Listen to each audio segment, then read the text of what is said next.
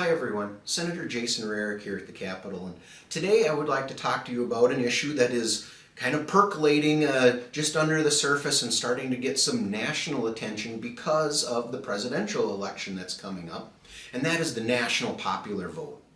And Democrats in Minnesota actually passed a bill last year that would take Minnesota away from the Electoral College and cast Minnesota's vote according to the popular vote around the country.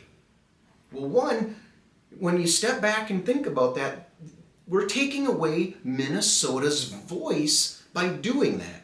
We're saying we're going to let California and we're going to let Florida and Texas and Georgia and all these other states have an impact on how our vote is going to be cast for president. And we have to go back to our founding fathers and why they instituted the Electoral College in the first place. And that was to allow the states that have lower populations to have as much input into the election of the president as the high population states. They knew it all the way back then because they were dealing with the same issues. New York had far more population than Maine and some of the other states, and they wanted that equal representation. I've heard many people in the state of Minnesota lamenting when we look at the results of the votes county by county in Minnesota. Out of 87 counties, you're 80 or more voted for a certain candidate to be governor, and yet 5 or 6 counties go another way and elect the governor.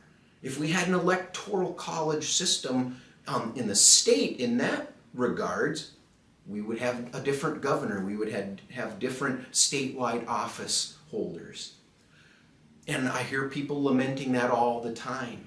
And that is exactly what the Electoral College gets at and why we need to keep it, because states like Minnesota, North Dakota, South Dakota, Iowa, Wisconsin, our voices would be taken away. No one would pay attention to us anymore because the elections would be decided by New York, California, Florida, Texas.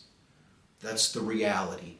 And if we want to continue to see our smaller states playing a role in presidential elections, we must maintain the Electoral College.